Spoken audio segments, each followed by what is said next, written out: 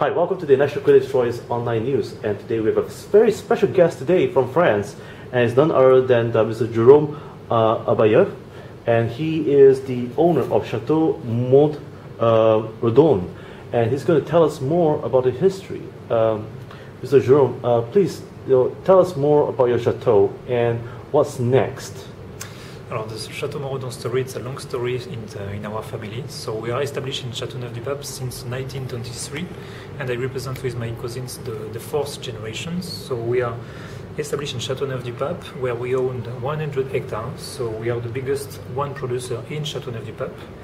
Then we also produce other appellations like Côte du Rhône appellation. We bought the estate in 1980, and we bought another vineyard in the Lirac Cru, so I mean one of the top ones in the Rhône Valley, in 1997.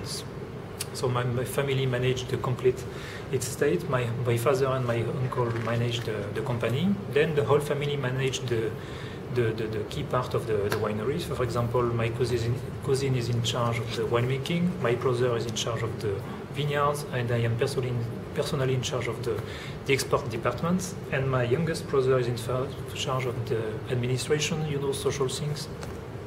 And so, which part of your chateau is located in France, and what is so unique about it in the area where you're? Sure. We are located in the south of the Rhône Valley, so very close to the famous city of Avignon, in Châteauneuf-du-Pape. So that's something very unique in Châteauneuf-du-Pape, that the soils, the terroir. You have different terroirs in Châteauneuf-du-Pape. You have the galets roulés, you have limestones, and sometimes some sandy soils. And Châteauneuf-du-Pape is quite unique because it's a blend of 13 different grapes, and we are the only ones producers to use the 13 different grapes to make the blend of Châteauneuf-du-Pape. And now, what is a good terroir in your perspective? Alors, I think in Châteauneuf-du-Pape, mostly you have two major terroirs in Châteauneuf-du-Pape. You have two highest plateaux in the appellation, like 150 meters high. You have the plateau called the Plateau de la Croix, and then the other very famous plateau, it's called the Plateau de Mont-Redon.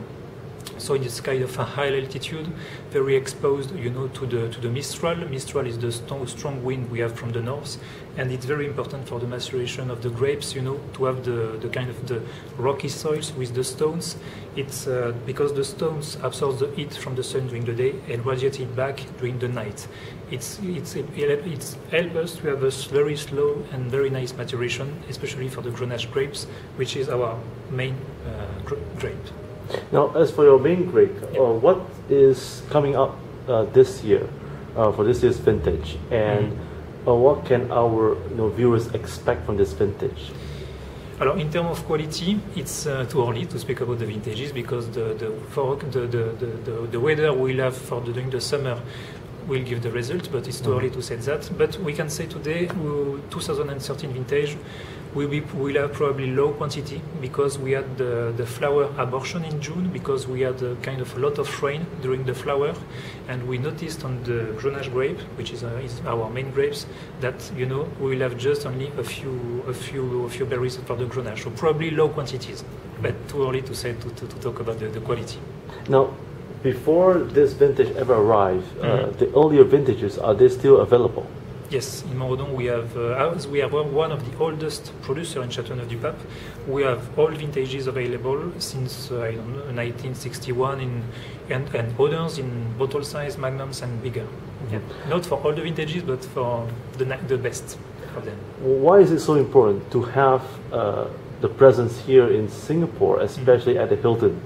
Especially at the Hilton. I think it's a beautiful place, it's a well-known place to have a nice exposure for the wines, to develop and to build the brand, the name of the brand, because we are very well developed in North America, north of Europe, Scandinavian country, Oceania as well, and we are building, the market in Asia. And Singapore is, we say it in French, plaque tournante, a very important location, like a high-level location like Hong Kong, and that's why it's very important for us to be represented here. Now, who is your partner here in Singapore? Could you name the distributor? Yeah, the name of the distributor is called Au Petit Bonheur. Ah. Yeah. It's a new company, but really dynamic, and we will start to do a very nice business. Very nice. And so, folks, please contact the local distributor here in Singapore if you ever come by to Singapore, to visit your friends or travel, or even having a holiday. Don't forget to get a bottle. A detail about it, MontRedon is the only one winery open 7 days a week, Saturdays and Christmas Day.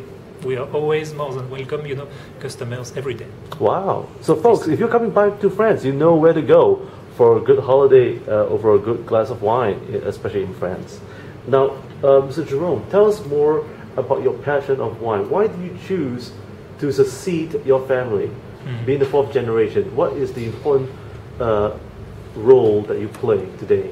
Alors, the important things, we are with my brother and cousin. We are born in the wine business. For example, when we were kids, we started very early to go with our parents in the vineyards, in the cellars, to taste with them, then to go in wine fairs, in like that. And I think it's like when you are a baby, you push it in our blood. So that's why we have this in ourselves. So that's why it's a pleasure and something natural for us, to work in the familial business, because that's very interesting and nice as well to work with the family, brothers. That's cool. Now, for those who are traveling to France for the first time, and if they will come by to your winery, what would you recommend the first wine they should try? Well, the first one I think they should try to discover the Rhone Valley is probably the Côte du Rhône, the entry-level one with mostly Grenache Syrah.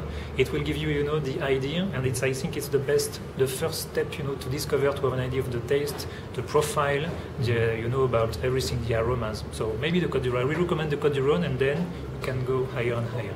Now, is there a restaurant close by your vineyard where our viewers could go to? Alors, if you really want to enjoy the view on Avignon and the Palace of the Popes, I will recommend a restaurant at the feet of the Chateau of Châteauneuf-du-Pape, restaurant called Le Verger des Papes. Le Verger des Papes. Very, very, very nice restaurant, beautiful view. You will have, the seagull as well on the terrace, so very nice. I recommend it. And so, Mr. Jerome, last and not least, how can our viewers understand, why and what makes Rhone Valley so special today? That's something quite unique because in most of the vineyard it's single grapes, and I think that's something very original from Châteauneuf-du-Pape to always use different grapes. Châteauneuf-du-Pape is quite unique because it's one of the oldest appellations in France, and you can use, as I said, 13 different grapes. But as it's one of the first appellations, if you want to use, for example, mostly Grenache, a little bit of MontRedon, you can. That's why the producers say it's the choice of the producer to use the 13 different grapes or just one or two. That's why the profile, the style of Châteauneuf-du-Pape are really different. That's really, I think, something a very, very good point for Châteauneuf-du-Pape because you have a great diversity. You can have, I think, the taste for everyone. Amazing. And so one last question that is from one of our viewers is asking, will France like yours, your own chateau, one of the oldest chateaus in France, will ever produce wines be using cap screws in the near future, because everybody uses screw caps at the moment. So will that ever happen in the near future? I think we are using it in some markets, but only for the Côte du Rhône appellation. We use it only, on the entry-level wines, just fruity to drink without waiting, for example. We will not use it for the Châteauneuf-du-Pape and the Lirac White. Only the entry-level, ready to drink. Because, I think they do some great progress for the screw cap, and it's not a problem at all to have it like Côte du Rhône wines or this kind of product. Yeah. What would be the biggest challenge for all of the chateaus facing next year? Next year's harvest, what will be the biggest challenge? The challenge, in France we don't have really nice spring, and for example we have to really take care to keep an eye on the vineyard, because on some vintages like this, we can have pressure on cryptogamic disease. That's why it will be a really nice year for producer and winemaker, because if you don't take care of your vineyard this year, I think it will be an interesting year. And speaking about interesting year, will you ever open probably a exhibition or a gallery in the coming future to tour around countries like Asia to showcase your wine? The one we probably choose, it will be certainly Vinexpo in Hong Kong, certainly, yeah, the one to show in Asia. Amazing. And so before we actually go, my viewers would like to know, have you ever tried any cuisine in Asia that will pair very well with your wines? Yes, there are in Asia. It doesn't have to be too spicy. Sometimes it might be the problems. But I think, for example, you have beautiful braised pork. I was in China last week, and braised pork I think is very nice. You will have some as well beautiful chicken as well, typically a nice piece of beef. So yeah, there is a few nice food will match perfectly. And the Chinese food, if it's just a little bit, food from easier, but just with a little bit of spice, not too much. If you have one wish, what would be your wish be for your next wine vintage harvest? To reach the perfect balance as we had in 2010.